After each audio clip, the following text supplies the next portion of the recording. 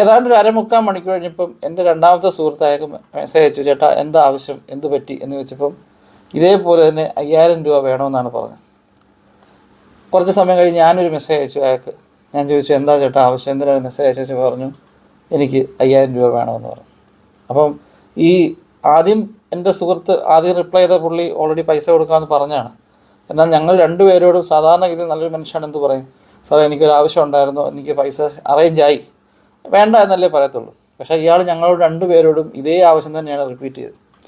അപ്പോൾ ഞാൻ ഹോസ്പിറ്റൽ ആവശ്യമാണ് എന്ന് പറഞ്ഞു കഴിഞ്ഞപ്പോൾ ഞാൻ പറഞ്ഞു, ചേട്ടാ ഒരു കാര്യം ചെയ്യും, ഹോസ്പിറ്റൽ അടയ്ക്കേണ്ട കാശല്ലേ, ഹോസ്പിറ്റലിലെ നമ്പറോ അല്ലെങ്കിൽ ഹോസ്പിറ്റലിൽ അടയ്ക്കേണ്ട കാര്യങ്ങളോ ഞാൻ ഹോസ്പിറ്റലിലോട്ട് പൈസ അടച്ചോളാം എന്ന് പറഞ്ഞു.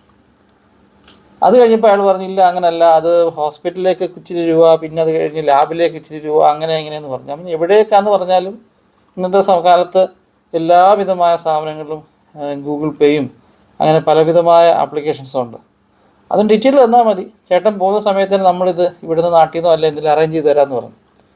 ഞാൻ അത്രയും പറഞ്ഞപ്പം പിന്നീട് എന്നോട് അയാൾ ഒരു രീതിയിലും പിന്നെ റെസ്പോണ്ട് ചെയ്തില്ല. അത് കഴിഞ്ഞ് എൻ്റെ സുഹൃത്തുക്കളോടും ഏകദേശം ഇങ്ങനെയൊക്കെ പറഞ്ഞപ്പം അയാൾ അവരിൽ നിന്നും ഒന്നും റെസ്പോണ്ട് ചെയ്തില്ല.